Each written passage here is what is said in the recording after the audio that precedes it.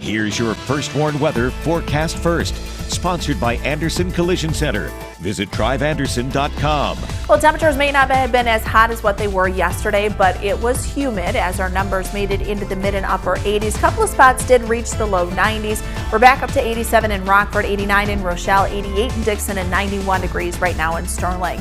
We do have a couple of very spotty showers trying to work in ahead of a cold front, but really our threat for any thunderstorms shifting further to the south. In fact, we've got a line of thunderstorms now developing from Michigan, extending back down west and southwest of the Quad Cities. This is where the highest potential for severe thunderstorms will stay here as we go throughout this evening. There is still a severe thunderstorm watch now just for Whiteside County. We'll look at what we can expect going through the rest of tonight and through the weekend too, all in the First Warn forecast a little later. The identity of the suspect in a Dixon shooting is released. An update on the conditions of the 3 deputies injured during the incident. Plus, a 4-day music festival in State Line kicks off today. We're live at Old Settlers Days. And local governments are preparing for the elimination of the state's grocery sales tax. How the loss of revenue will impact one State Line community. Live from WTVO 17. This is Eyewitness News at 5. Good evening. I'm Mimi Murphy. Wendell Edwards is off tonight. Before we get to those stories, a Winnebago County judge sentences a man to 65 years in prison for killing a woman.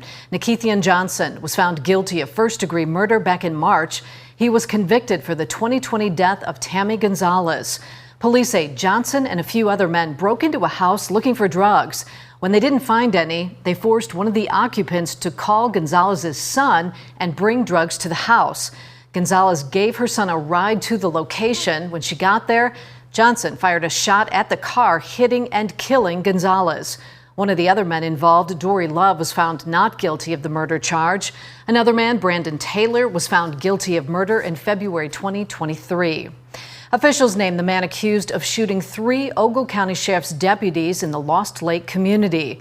Just before 9 yesterday morning, authorities received reports that Jonathan Guneris was threatening family members and himself. Negotiators tried to make contact with him multiple times. Around noon, officials entered the house and Guneris immediately started shooting at the officers. 3 deputies were injured.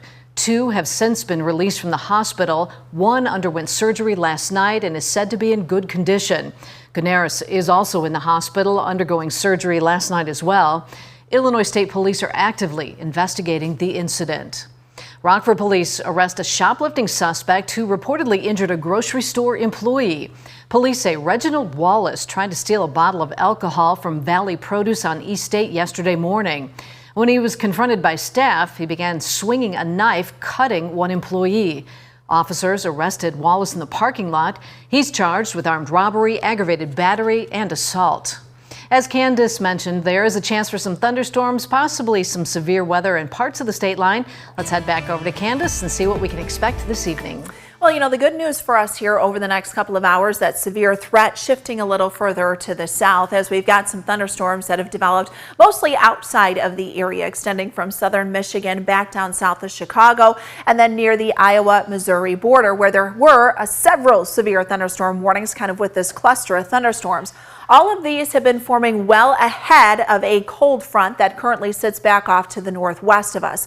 Now, as we go through this evening, we still cannot completely rule out an isolated storm or two just as that cold front passes through, but just within the last 5 minutes, Lee and DeKalb counties have been dropped from that severe thunderstorm watch. Right now, Whiteside County is the only county we have under that severe thunderstorm watch until 10 o'clock. But even then, that is a fairly isolated risk, as I think the highest threat will stay to the south of us, just some better convergence going on in the atmosphere. So as we go through time with future casts, notice you've got those cluster of thunderstorms that are now developing over Indiana and then back out through Iowa and Missouri. A few isolated showers and thunderstorms there to the south. That will continue to grow in coverage as we work over the next couple of hours.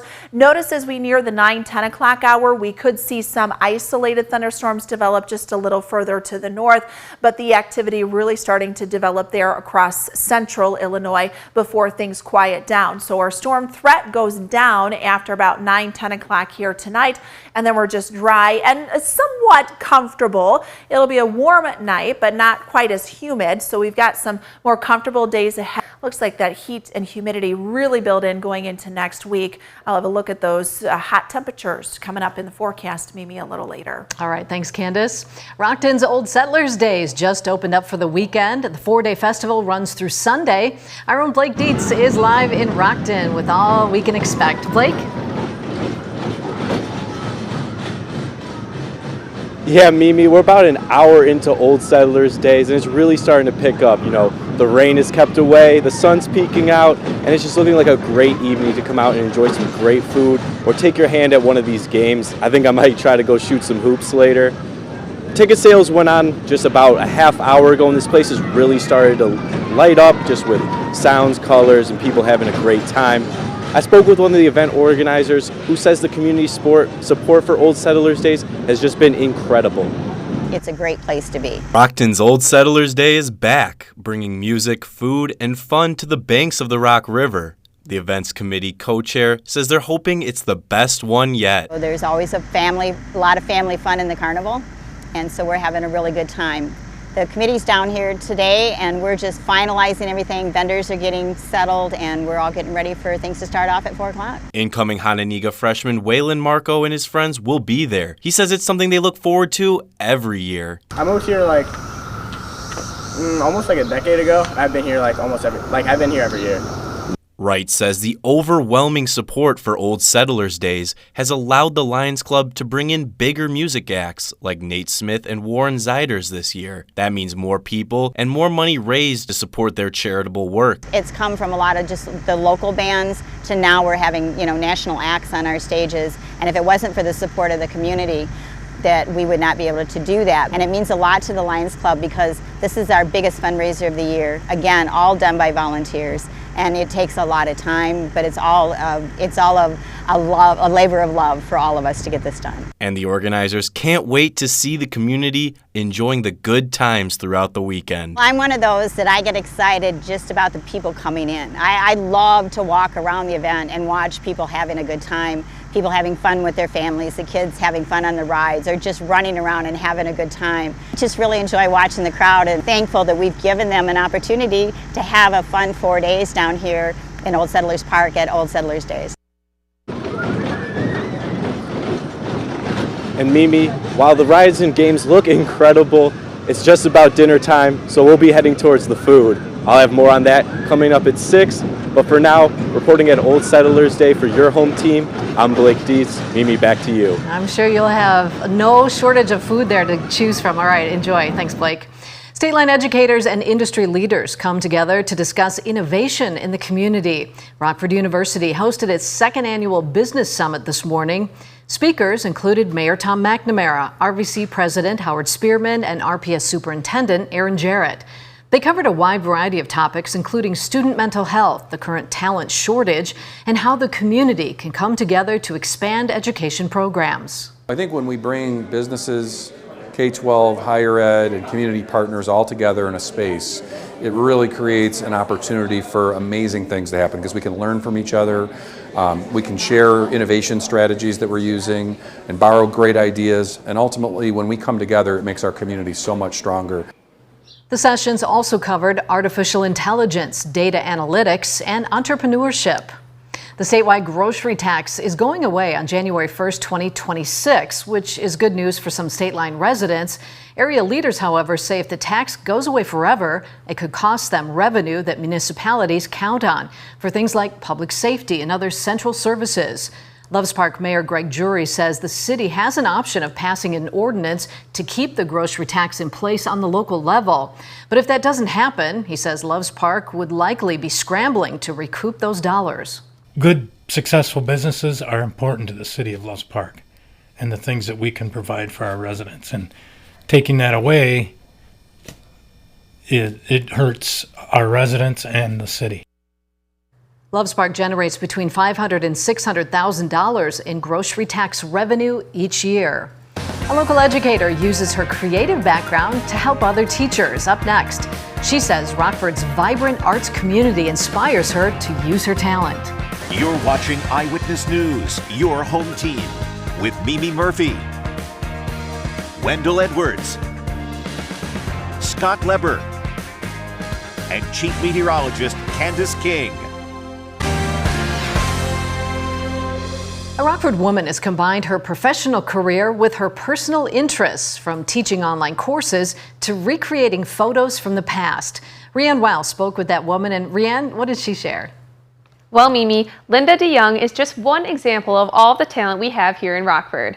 She is a professional learning facilitator for the Regional Office of Education, so she designs online courses for teachers to take part in. Outside of her 9-to-5, DeYounge has a designing background, so she makes digital art, ink designs, and paintings. DeYounge is often found in the Rockford area creating new designs for her personal work. She even said that the city inspires her art. Rockford in general is very receptive to the arts, and you see all types of people and all ages of people coming to these events, responding well to them. I think that that is a beautiful thing. I think that it is rare to find people in your community that also support the arts and want to see each other flourish in that pursuit. DeYounge is also the organizer of a student-led art competition with high schools in the area and says they have already had some applicants that submitted some excellent work. The winners will be announced in July. Mimi? We'll look forward to that. All right, thanks, Rianne. Another hot day in the state line with scattered storms expected in some parts of the area. After the break, Candace times that out for us, coming up in the forecast next.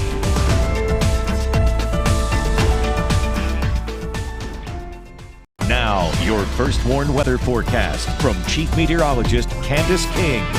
Well, we had some cloud cover out there earlier, but now some of those clouds beginning to break up. We take a live look with our SkyTrack camera here out in Freeport at the Park Hills Golf Course. Not a lot of wind from what we had earlier today. Now, there were some thunderstorms that came through early this morning, did produce some gusty winds along with some very heavy rainfall, but not everyone had the opportunity to see those rain showers. And for most, we have been dry through the better part of the day. 82 the temperature in Freeport, 87 in Rockford, Rochelle, 86 in DeKalb. Dew point numbers are up just a bit, so there's kind of that muggy feel, but there is a cold front coming in. Take note of our wind direction shifting around to the north now. Our weather watcher Terry in Genoa, no rainfall today, north wind at 12 miles per hour. Current temperature sits at 86. So if we are heading out here over the next couple of days out through the weekend, what we're going to see are some drier conditions as we head into Friday, Saturday, but a chance for some thunderstorms to return towards the latter half of the weekend and then getting into next week. For tonight, we've got those thunderstorms down to the south of us. A couple of lighter showers now working right along the 20 corridor from Rockford back off to the west. A sprinkle or two. That's really much what we're going to see. However, we look a little further up to the northwest of us and we have a couple of thunderstorms, or at least some showers that are trying to develop here out through Waterloo. Another lightning strike showing up. So there is some development back further to the northwest, and that's why I'm going to hold on to that storm threat here through at least sunset as that cold front comes through. But right now, all the active weather has really been firing up to the south of us, kind of where we have a little convergence of winds and higher moisture kind of pooling in that area. So that has helped fuel those clouds to grow and then in return get some of those thunderstorms. So notice Futurecast holds on to that here to the south of us, but watch what happens as we get a little further into the evening. We see some of that activity to the northwest kind of work into portions. I think Carroll, Whiteside, Lee County, maybe Ogle County, we could see a couple of those showers. That would take us through about 9-10 o'clock here tonight. After that, things are going to quiet down as high pressure begins to build in and that cold front continues to work to the east and southeast. High pressure builds in through the afternoon tomorrow. Now there is still a little moisture. Lake breeze coming in off of Lake Michigan. We may try to get some cloud cover to develop going into the afternoon with the heating of the day, but I anticipate a little more of a comfortable day tomorrow as our dew point temperatures come down. Now the moisture does return going into Saturday as we've got a warm front to the west of us. As that front gradually lifts to the north and northeast, what we see with that are some showers and thunderstorms that'll develop along that. Now most of this activity should stay to the northwest, but Saturday afternoon we may get an isolated shower or two, and that'll take us into Sunday morning. As this ridge begins to build in, we still do have some instability building through Sunday. Futurecast doesn't really bring a lot of activity during that time, but I'm holding on to that isolated storm chance, not only for Sunday, but also going Sunday night and then into Monday. We've got this ridge of high pressure that'll build over the southeast and work up the mid-Atlantic. So what that'll do is really cause our temperatures to go up. In fact, a several-day stretch where highs could be in the low to even mid-90s next week. Now, the one caveat to that would be if that ridge, the outer portion of the ridge, doesn't make it as far north and northwest. If not, then those temperatures would be down just a bit. But notice our highs next week in the low 90s. Record high temperatures still will be in check. I don't think we'll make it into those upper 90s going into next week. But either way you look at it, we still are looking at those hot conditions. So it's been a while since we've had a string of 90-degree heat. In fact, a couple of years since we've had that before that pattern breaks down towards the end of next week. All right, thanks, Candace. Scott's in next with sports. He says Tony Cassioppi's ready to begin a new chapter in his wrestling career.